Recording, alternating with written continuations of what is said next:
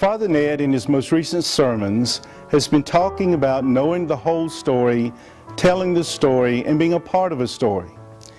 Listen with me as we hear from members of the parish and the staff as they tell about their story and how God has blessed them in their activities both here at the Advent and beyond. Last year, the Pastoral Care Guild, the Guild of St. Francis and St. Clare, had contacts in excess of 1,000 contacts with parishioners during time of need. We are continuing on that track this year, and so we're going to try to increase the number of contacts. But you know, pastoral care isn't just about the number of times you visited someone or called someone or written a note. Pastoral care is also very much about the quality of that contact. We've developed a network of communication which is extending the hand of friendship to a lot of people. And a nice result of this that's come from the Welcome Committee and seeing all of these people greeting on Sunday mornings is that we notice a lot of parishioners are lingering and speaking to each other, and we're seeing more smiles on their faces and just a lot more interactions. Music can convey what the spoken word cannot. It is a way of really bonding people in times of crisis. It's a way of bonding people in times when they're joyful.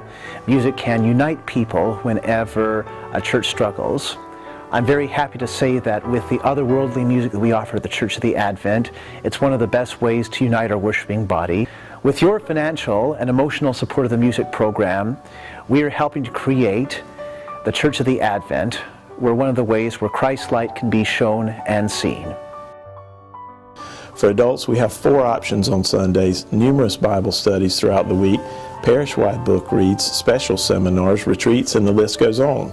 For youth, we have discussion forums exploring their relationship between their faith and the central issues facing our teens at this very important time in their spiritual development. We have numerous opportunities for service and fellowship with each other as well.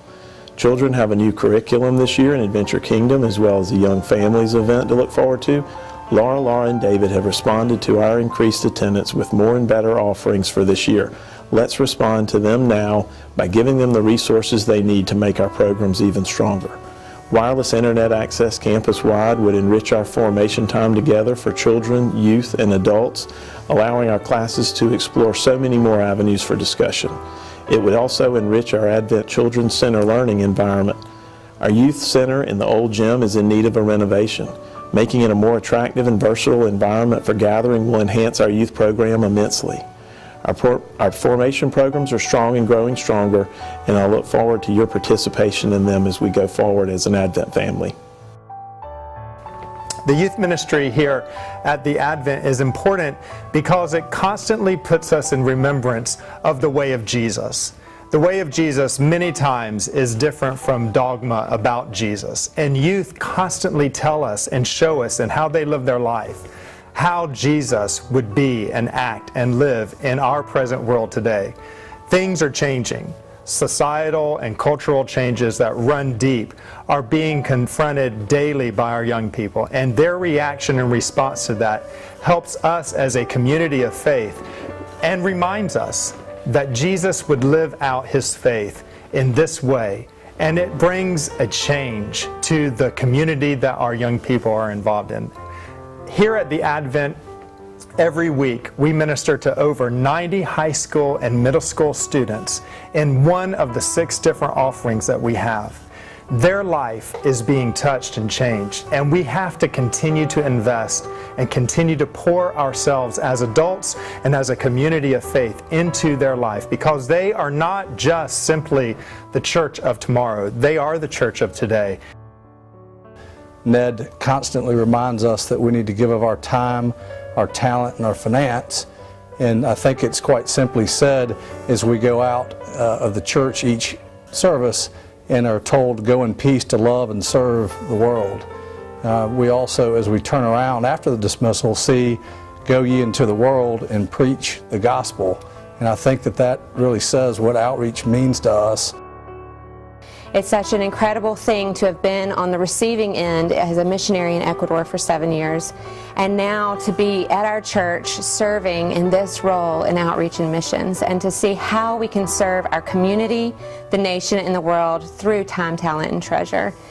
And so I wanted to just say a little bit about how much we are giving already. We give to over 20 organizations, and we also serve in many different ways. And I think that we can even grow and get better at that. But we need you to be a part of it and to help, not just in treasure, but with prayer and with the things that you do every day. I know that this is a church that desires to give and love and care for our community.